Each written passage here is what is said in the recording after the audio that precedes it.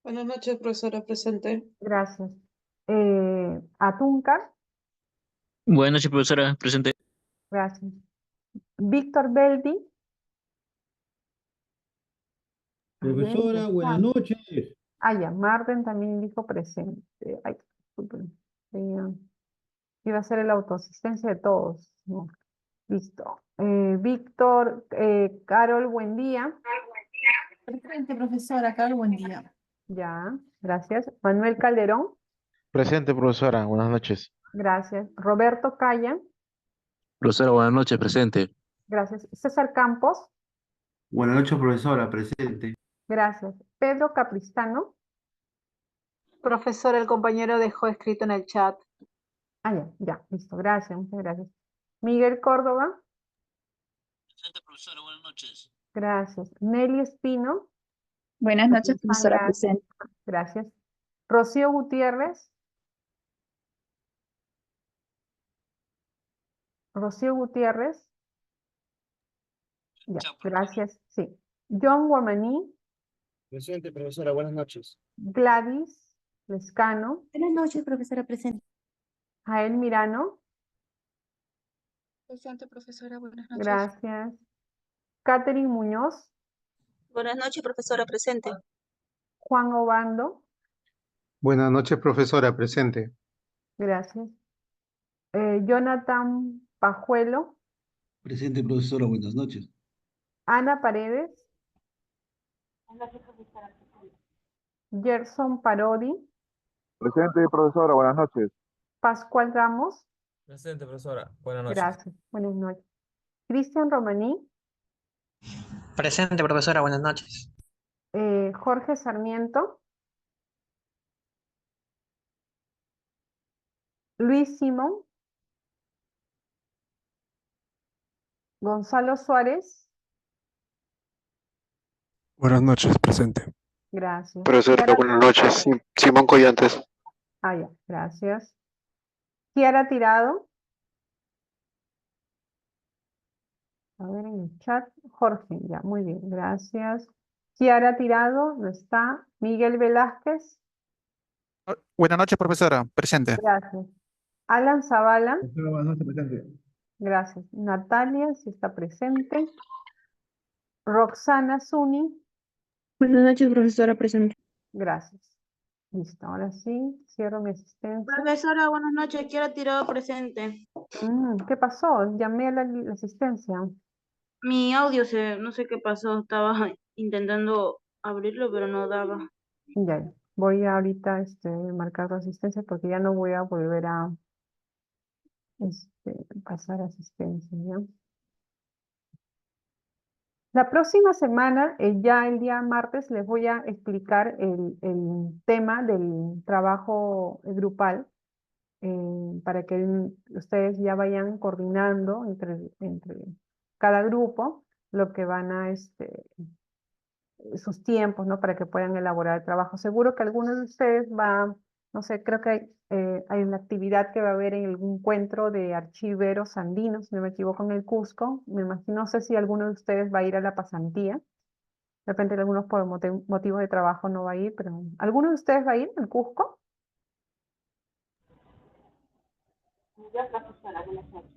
Ah, usted va a ir. Ah, ya, qué bueno. ¿Alguien más va a ir al Cusco? No, solamente uno. Entonces, ¿nadie va a ir más? ¿Nadie más va a ir al Cusco? Bueno, con la persona con Ana nos encontraremos, que yo sí voy a ir al Cusco. Sí, hay una lectura pendiente, no me olvido, Jorge, no te preocupes, lo vamos a ver. Voy a avanzar un poquito del PPT de ahora para que la próxima semana ya me quede con la última partecita de este PPT. Y ya la próxima semana avanzamos termino mi PPT de hoy día porque no me va a alcanzar el tiempo porque ya quedan solamente 14 minutos.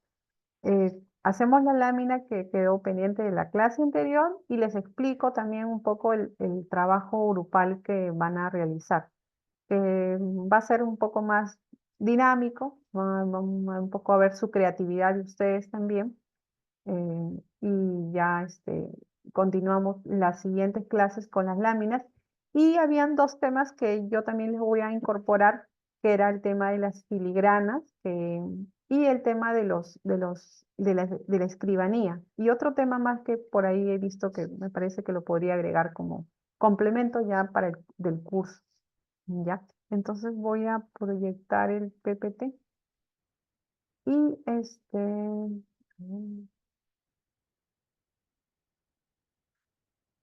entonces, un tema muy importante, ¿no? Que es justamente, que está relacionado con, a ver, ¿quién me escribió? Ya, listo. Que va a ser justamente, ¿no? El concepto, ¿no? De indio durante el periodo colonial, ¿no? O sea, esta figura, esta persona, ¿no? Que ha sido representada, ¿no? Justamente en muchos documentos, uno de ellos justamente en esta nueva crónica de buen gobierno de Guamampoma, que lo vemos justamente en muchos casos siendo explotado, dominado, ¿no? Y que hasta incluso el siglo XX, justamente con textos importantes que se dan, por ejemplo, el de Flores Galindo, que un poco refleja esta situación del indio, podemos decir, ¿no? Que se utiliza este concepto, ¿no? Para referirse a una persona que todavía no se ha incorporado plenamente a la cristiandad, ¿no? Ese es un concepto que de alguna manera, simple, podemos decir, ¿no? Que puede estar referido al indígena, ¿no? Entre el año 32 al 84 justamente se va a dar esta primera etapa de la evangelización, ¿no? ¿Y qué se va a dar en estos primeros años? ¿Por qué es importante verlo o estudiarlo, ¿no? Las órdenes religiosas, con bastante autonomía, ¿no? Van a empezar a evangelizar y con ello van a buscar que los indios puedan reconocer al Dios cristiano y que abandonen y que de alguna manera abandonen sus antiguos rituales, ¿no? Sin embargo, se crea esta cosmovisión o más que cosmovisión, este sincretismo justamente, ¿no? Que de alguna manera ellos empiezan a predicar, ¿no? De esas similitudes que van a encontrar entre el cristianismo y esta religiosidad andina prehispánica, encuentran, ¿no? En este escenario, ¿no? Por lo que va esto trae como consecuencia, pues, argumentar que se había producido una evangelización, ¿no? Prehispánica por parte del apóstol Tomás para explicar ciertas similitudes que se identificaban entre ambas religiones, ¿no? Y también una parte de ese argumento se va a dar que no se formó una iglesia autónoma, debido a que el diablo había corrompido la cristiandad de los pobres indios, ¿no? Entonces, ese es un poco los argumentos que se van a utilizar en esta primera etapa de la evangelización. Luego, después del año 84, estamos hablando casi ya de 50 años más o menos, se va a ver a la evangelización como un proyecto político, ¿no? Va a haber una redefinición, justamente, redefinición de la evangelización. Y es a partir justamente de este tercer concilio de Lima, entre el año 83 y 84, que los jesuitas redefinen la evangelización, ¿no? Y en ese sentido se va a pretender que el indígena pueda adoptar la cristiandad sin alterar la doctrina, ¿no? Que adopte justamente, ¿no? Que de alguna manera se convierta al cristianismo, ¿no? Y esto en buena parte va a convertirse que se va a alargar este proceso de evangelización y por ende esta exclusión de los indios al sacerdocio. O sea, no todos los indios, es decir, por más que se convertían a la cristiandad, van a poder de alguna manera automáticamente adoptar o poder seguir o poder impartir justamente un papel de evangelizador, ¿no? A través del sacerdocio, por ejemplo, ¿no? Lo que sí es que se impulsa justamente de que paulatinamente se impulsa la introducción de los sacramentos, ¿no? Como el bautismo, que es muy importante, ¿no? Recuerdo que la primera vez que yo vi una partida de bautismo o un testimonio de una partida de bautismo, decía, yo en la iglesia tal exorcicé, ¿no? Es un término que se ha usado no hace mucho en los casos de los bautismos, ¿no? O sea, exorcicé, ¿no? Cuando yo leí eso dije, exorcizó. Me vino a la mente justamente la película, ¿no? Exorcista, ¿no? Pero era un término muy común que vamos a encontrar justamente en las partidas de bautismo. Eso lo vi, me acuerdo de un testimonio de una partida de bautismo que estaba incorporado como un anexo dentro de una escritura pública. ¿Y cuál va a ser justamente esta incorporación de este proceso paulatino que se va dando, ¿no? De que los indígenas se están convirtiendo en la cristiandad, ¿no? Que van a aparecer indígenas que cumplan el papel de sacerdotes. Y por ejemplo, en la región de Potosí, donde está la mina de Potosí, los indígenas adoptan la Eucaristía a sus propios ritos, ¿no? Empieza a haber esta especie de una fusión, ¿no? Una fusión un poco entre dualidad y fusión que se van a poder aplicar, y eso justamente está representada, ¿no? En una pintura que la podemos ver ahí, ¿no? Vemos cómo ahí hay esta imagen, pues, del bautismo, ¿no? Que se está dando, ¿no? Luego, otro punto muy importante va a ser la aparición justamente de nuevas necesidades a partir del año 84, ¿no? A través de la idea del pecado, ¿no? Del pecado como un acto contra la fe católica, ¿no? Estamos hablando también que por esos años también se estableció justamente el Tribunal de la Inquisición.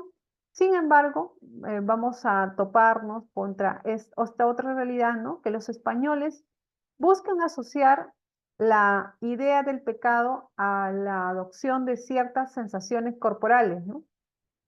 Y en este episodio, esta transición, van a aparecer aquellos denominados hermanos mayores, ¿no? Que van a ser indígenas, que van a asesorar para la preparación para que te confieses, ¿no? Ya vemos que se está sentando ya a fines del siglo XVI de una manera marcada a través de diferentes manifestaciones, justamente, ¿no? En el tema de poder tener algún sentimiento, pero que esto pueda ser aplacado a través justamente de una confesión que se podía dar porque tú estabas pecando, ¿no? Ese es en resumen justamente, ¿no? Lo que se empieza a instruir, ¿no? A adoctrinar hacia fines de ese siglo. Entonces, podemos decir que a partir de la segunda mitad, un poco más del siglo XVI, hay un resultado de la evangelización que se va a dar cuenta de que había sido producida hasta antes de 84, más la introducción de los sacramentos a partir de 1584-85, y da como resultado justamente un replanteamiento de algunos ritos y el surgimiento de nuevas necesidades simbólicas, ¿no? Hay muchas instituciones que se van a fundar aquí, muchos monasterios, muchos conventos, y vamos a darnos cuenta también que la evangelización a través de las reducciones fue una cuestión muy palpable, ¿no? Una cuestión muy evidente, ¿no? Vamos a empezar un poquito nada más este tema y dejamos hasta que avance 5 minutitos más.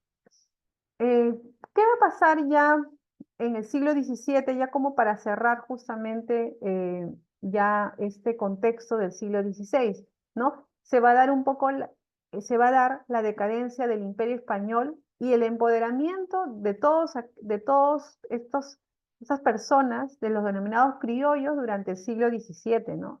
Vimos una efervescencia para el siglo XVI, sin embargo, para el siglo XVII vamos a ver que pues este mestizaje no es que haya favorecido, ¿no? Justamente los objetivos de la corona, sino de muchas formas ayudó pues a solidificar justamente este dominio de estas personas, ¿no?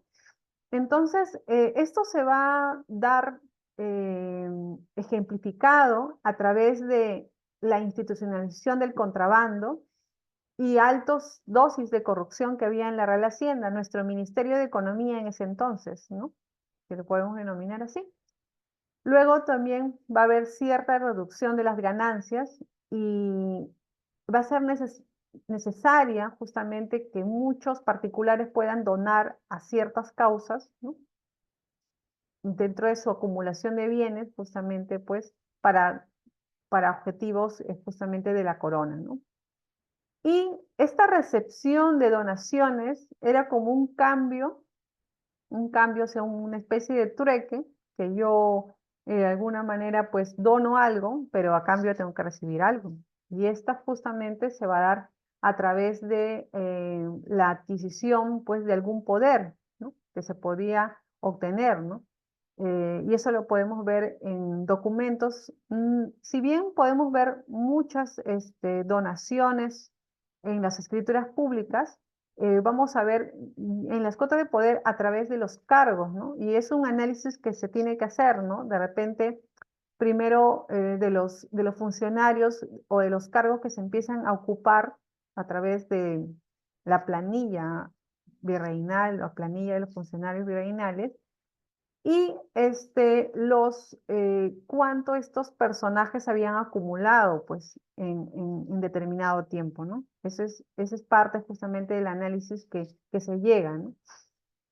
Y este empoderamiento de los criollos se va a dar, el empoderamiento de los criollos se va a dar justamente por qué razones, ¿no? 4 razones muy puntuales, ¿no? Va a haber un control de la producción de los bienes locales que garantizaban la autosuficiencia del virreinato, ¿no? Una formación de una identidad común en relación a cierta exclusión de algunos cargos que no se podía llegar, y la vinculación familiar a través del matrimonio con la élite española, ¿no? Y otro indicador sería el control de las doctrinas en el campo. Pero mejor en la siguiente clase continuamos con este tema para poder entrar de lleno a las siguientes PPTs para no distraerlos de la siguiente clase. Así que por el día de hoy nos quedamos aquí y nos estamos viendo el siguiente martes con la continuación de este tema, la lectura del documento pendiente y la explicación del trabajo grupal que tenemos asignado para ustedes para esta segunda mitad del curso. Entonces, les agradezco su atención y bueno, que tengan una buena semana. Hasta luego. Buenas noches, profesor. Dios la bendiga. Hasta luego.